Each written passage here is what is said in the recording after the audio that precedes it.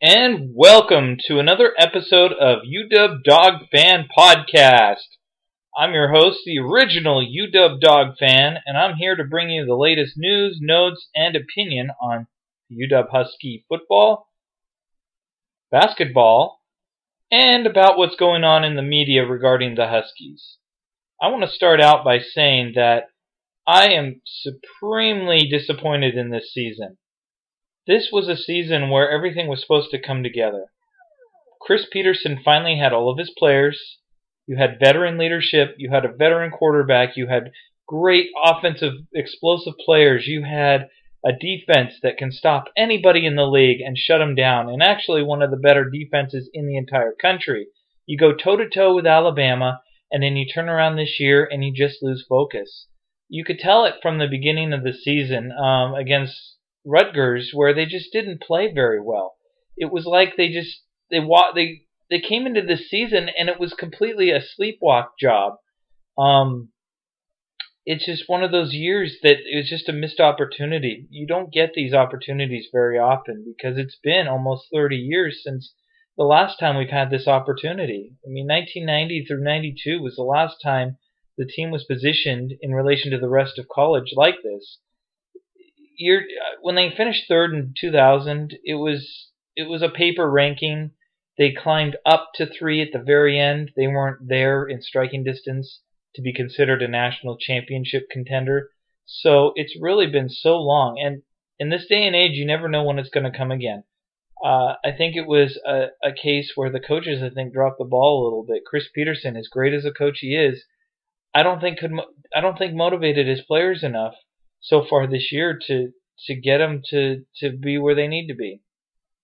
Now, don't get me wrong, he's a great coach and is the perfect coach for us, but man, they just needed to get more out of him. I want to start by saying that yes, the 2 games they lost were killers, but up until that point, it was foreshadowing. I want to say that the game against Arizona State was very interesting in the fact that they never play well there. No matter how good a team they have, no matter how bad of a team they have, Arizona State, for whatever reason, just has their number. And I don't mean have their number like they can't ever beat them. It's just there's crazy things happen. And I think a lot of it this year has been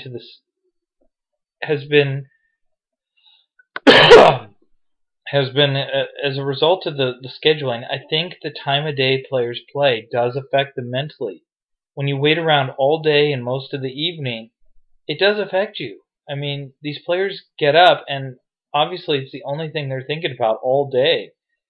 And that wears on you. But then again, if the day goes on and they lose focus, then that can hurt them too when they have to rev it back up at 6, 7, or even 8 o'clock at night. So we can get into the shortcomings of the Pac-12 later and on other podcasts, but man, this year it just gets me because it was such an opportunity. I can't reiterate that enough.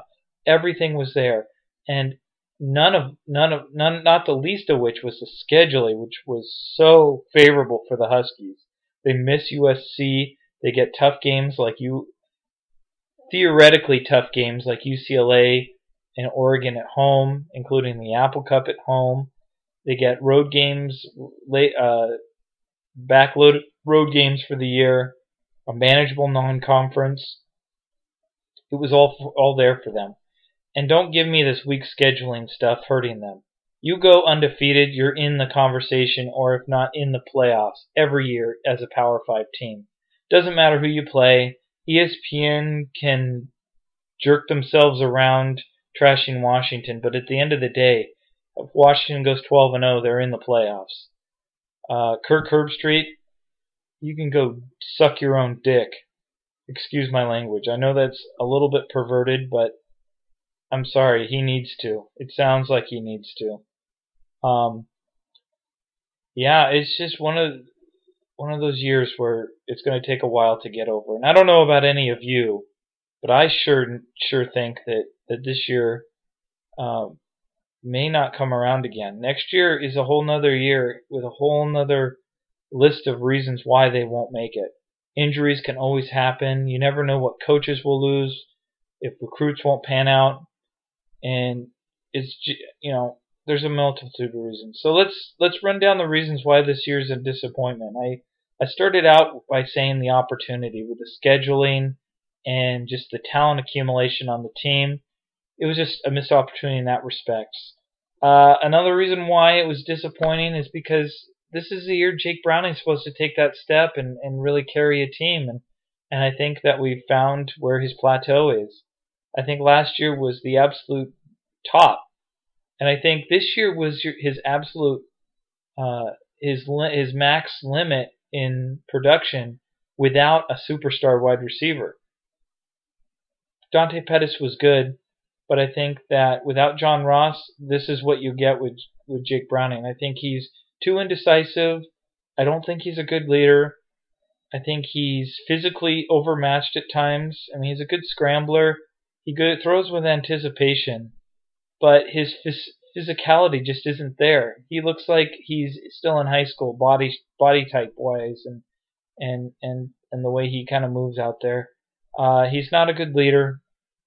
He acts disappointed out there on the field, and if as a leader you act disappointed, you hang your head, you take your focus off the game. Players feed off that as the quarterback, and you go out there and they see you, and it just spirals. Once you lose confidence in your leader on the field, or your leader feeds into that doubt, it's game over. It's hard to come back from that. And I saw way too much of that with Jake Browning this year, and I think that's the top of what he's going to do. I think that we have to build our offense around a running game, a real strong running game, and misdirection, and our defense next year. I think Jake Browning, you can't put Jake Browning in a position where he needs to win a game for you. You just can't trust it because it just isn't there. I mean, he's shown too many signs of not being a good enough leader to do that. So I think that the probable loss of Myles Gaskin is going to hurt, but I think Salvon Ahmed is more than capable to come in here and really excel. The stable of running backs behind him have been relatively unproven. I mean, Kamari Pleasant and a couple others back there. I mean, Sean McGrew's a non-factor, but I think if you mix it up and play to each of the strengths of the running backs, they'll be okay. And I think you have to focus on the running game, which leads me into the next reason why this year was a disappointment, or why it ended up being a disappointment, and that's Jonathan Smith. Jonathan Smith, okay, so he has the benefit of being the offensive coordinator for Chris Peterson, who is the real offensive coordinator. Yes, Jonathan Smith game plans and he coaches, but he doesn't recruit, and two, when it's obvious that he's given the reins, he falls into repetitive and easily recognizable patterns that the defense keys off of. You run on first down and get nothing, it's automatically going to be a pass, one or both of the next two plays. Guaranteed. If you go back and watch the season, every time we got stuffed on first down, he would go to the pass. He would not run it. And I don't care if you go 3 and out, you've got to have some drives where you run it for a first down. You've got to pound the defense with this kind of offensive line and running back crew. So, I mean, the recruiting side, he didn't do much, and I think there was a reason for that. He's not a charismatic guy. He's not a raw guy, and I'm not going to fault him personality-wise for that. But he's just not someone that I see really taking the offense to the next level. Again, he peaked as well, having Jeff Tedford as his mentor last year, and I think we saw a drop-off this year, and that was a direct relation to that fact. So we've got a couple of reasons why this year was a disappointment. I think that on top of that, it was just time. I mean, the program's come out of the dark ages. It's now in a golden age, and each year that goes by is a waste. These cycles only happen so often, and you never know. I mean, Chris Peterson isn't going to be here forever. Now, he may retire as a Husky coach, but there may be a school that draws his eye one of these days. You just never know. I mean, that could be Oregon at some point. I know it's highly unlikely, but you have to seize the day. Carpe diem. Now, I want to get into what. So, what does the bowl game mean? What does the end of this year mean? I think the bowl game is valuable. I mean, Dick Baird always says that he loves the bowl games because of the practices. Yes, it does help for next year, and I think they should plan it like that. Yeah, we're going up against Saquon Barkley and Penn State, and bowl games are so worthless now that the playoffs are in place. Winning a bowl game just doesn't matter anymore. It's an exhibition game at the end of the year. They're almost more worthless than the actual non-conference games at the beginning of the year nowadays, because the schools don't make money off the bowls like they used to. Recruiting, yeah, maybe. I mean, maybe a little more exposure in Arizona or the West Coast, being in the Fiesta Bowl. But again, were the coaches not going to recruit Arizona if we didn't go to this bowl game? Are recruits impressed that they're going to see us in this game play against Penn State? Maybe a little, but the real work is done face to face on the recruiting trail. So I'm not worried about that. I don't know if I'm even going to really watch the bowl game. I never do. I haven't watched a bowl game really since the Rose Bowl win back in 2000. Well, I take that back. I did watch the Holiday Bowl. That was awesome. But nothing has meant anything since then. I mean, good for you if you watch it, but yeah, I mean, you can go to Hugh Millen's house and have a party for all I care. I don't really see the need to watch those. Yeah. So next year, looking at next year, unfortunately, it doesn't look like anyone's going to beat out Browning. So we really need to keep up building off of the ground game. We have a new offensive coordinator, Bush Hamdan. I don't have a sense of what he's going to be as an offensive coordinator. I really hope he takes to heart what we do. It's hard-nosed defense and it's running game. That's what we do.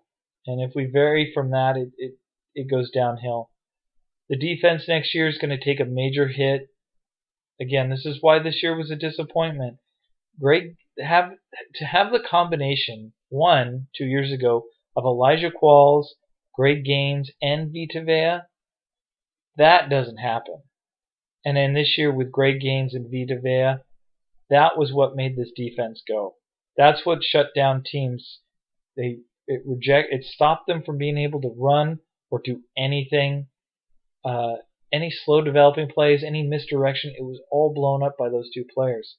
Now without them, it's going to be a real challenge to come up with a way to stop opposing teams, because there's no way the players behind them are as good.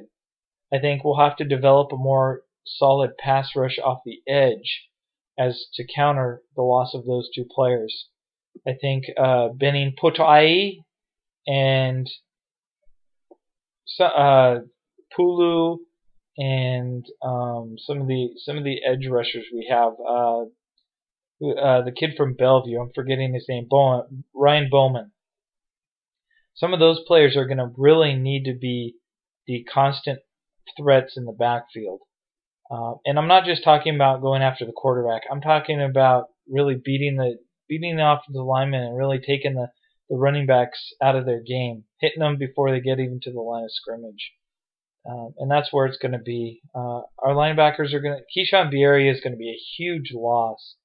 His work this year was amazing. He was easily the best linebacker this year, and arguably he was overshadowed by all the acclaim that Azeem Victor got last year. But I think he's pretty much been our best linebacker going through all these years with this defense, going back to him taking over for Littleton, I believe. The secondary will be fine. The injuries will come back. Miller, I don't know. Jordan Miller is not going to be full strength by the time the season starts next year, and those kind of injuries are going to hinder his speed and quickness, which is going to kill him in becoming the player we all think he could be and the one he was going to be. Byron Murphy and Austin Joyner, I'm fine with that. Our safeties next year are going to be good too. I believe I have to check this. I don't have it in front of me. I don't know if JoJo McIntosh is a senior or junior, but I think Ezekiel Turner is. So we'll have some young players in the back end too. So it's just one of those things. I don't know. I just don't have a good feeling going into next year. I know Softy and the Husky Honks are all about it, but you never know. So I wanted to kind of leave. That's just kind of my synopsis of the year. It's short, sweet. My feelings about this year are definitely down more than up. Not because I don't think they're a good team or I don't think they had some success this year, but they just fell so short of what they could have done. I did want to throw out a shout out to the Husky basketball team for beating Kansas and all the people out there. And I want to take a moment to say this to all the people who admonished, who ridiculed people for wanting to get rid of Romar. You were wrong. You had no basis, and at least in my case, I knew what I was talking about. Romar could not coach. He could recruit, he could motivate, he could jump up and down and throw his coat on the ground, but he couldn't do the number one job that a coach is supposed to do, and that is coach. That is to take advantage of scouting reports, exploit teams' weaknesses, improve your own weaknesses, attack, and make adjustments in game. This is what he should have been doing. He should have hired a staff that could do the same. But it's woefully clear that he stopped doing it. He's a good guy. I know everyone's legally responsible for saying that. I mean, he's a good guy. He did a lot for the program otherwise, but man, he could not coach. I'm no coach, but I could tell that those players were playing very undisciplined, and that his message, I mean, no kind of coherence in an offense was the biggest and most damning part. A cohesive offense is where a coach should be putting his effort. I mean, I know he was a pressure defense coach, but the X's and O's of building a machine-like offense is how you win in college basketball. It's so important to be able to manufacture points when the other team nails you down and takes away your best player. I hate to say this, but teams like Gonzaga have it to a T. That offense, it doesn't matter who's running it. It's a machine. It's a points machine. It's well oiled, and if a part breaks, they fix it. And Romar's offense was a wagon with his wheels coming off. If it's going downhill, great. Things are going good, but the first hint of some uphill incline and it all screeches to a stop.